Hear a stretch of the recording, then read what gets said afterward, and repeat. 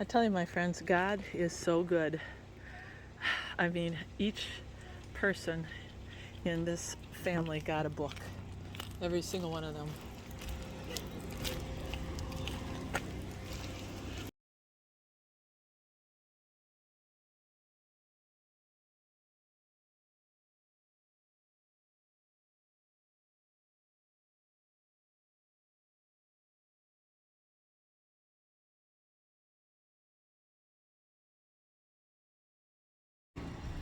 Well, as that family is packing up, oh,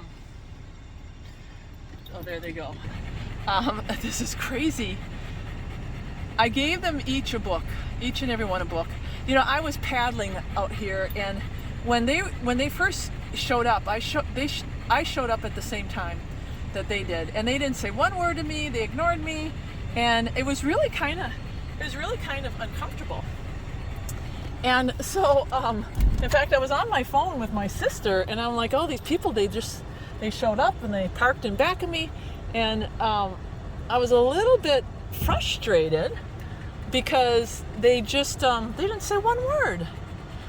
And so I went out and I continued to paddle. And then when I came back, they were all out there. And, you know, I always just do this inside prayer. I'm like, Lord, you know, if there's anybody there. And there was a boat there. And I'm like, you know, Lord, you know, again, if there's anybody, you know, use me in a big way.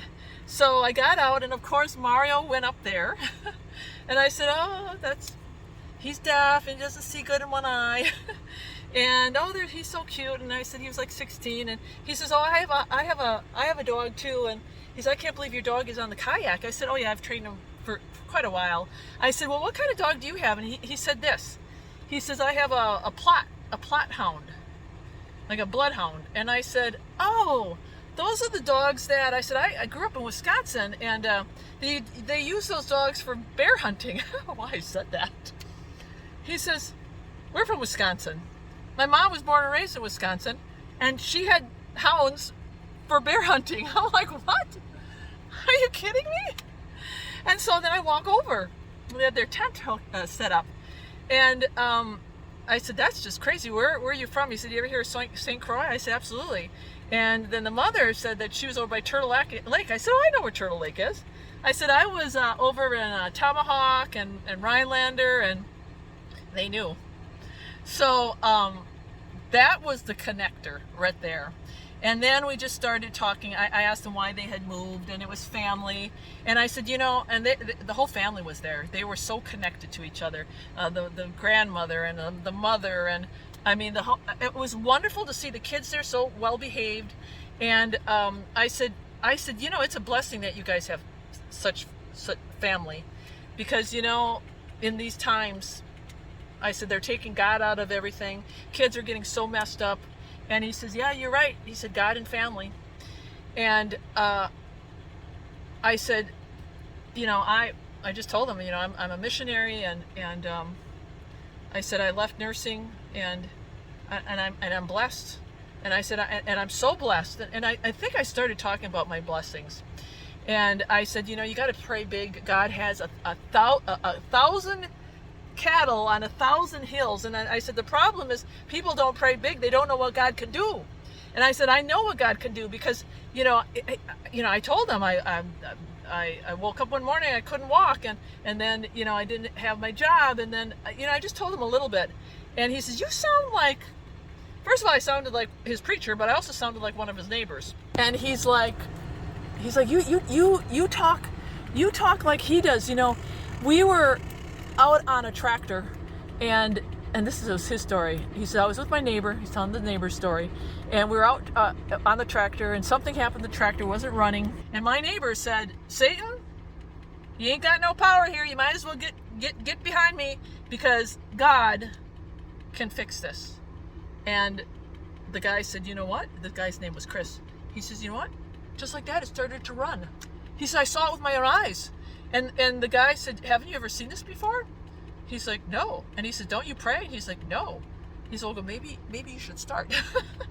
And I told them how God has blessed me and the power of prayer and the victory that we have in it, and how Satan has no power, but we give him power. We think that he has the power, but he's a defeated foe, and we need to walk in the power and victory of Jesus Christ, and we need to pray big. And he's like, yeah, he says, you're right. So I said, you know what? I'm gonna give you guys a gift. I couldn't believe this. So I came back to the car. I prayed over every book that I grabbed, I had a handful. And I said, I know you're going to think I'm crazy, but every book has a purpose.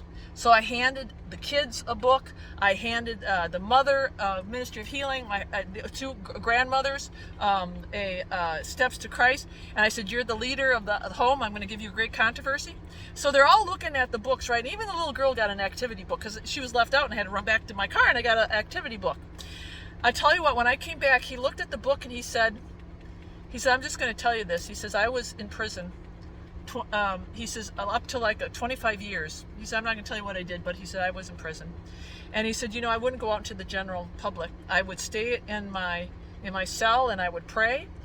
And he said, I started reading books. He says, you're not going to believe this. He says, The Great Controversy is one of the books that I read. I'm like, what? And he says, it changed my life. I'm like, what? And I looked at him, I said, brother, it's not by mistake that I'm here, right? You get that, right? You're coming full circle. I said, you need to read it again for now. And he says, you're right. He said, because this is a powerful book. And then he looked at the other books, and he says, he recognized the Steps to Christ. He says, oh, that's a powerful book too. Sounded like he read a lot of Sister White's writings in prison where he got saved. And here I am handing them out to his family. Now, I can't make that stuff up. The Lord puts me at the right place at the right time after praying, gives him the right books. He has the book, and he says, you know what? When I left prison, I couldn't take it with me. And you know what? This woman, he says, his mom was right there, prayed for me. And you know what? I didn't get to do 25 years. Whatever happened, he says, I got out. And here I am. I said, you see how prayer works? And how I'm here today to tell you that?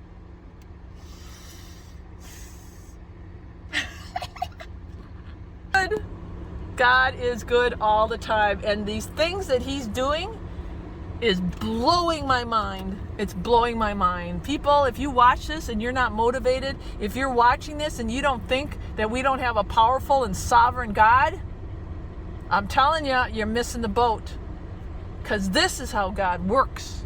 This is how God works.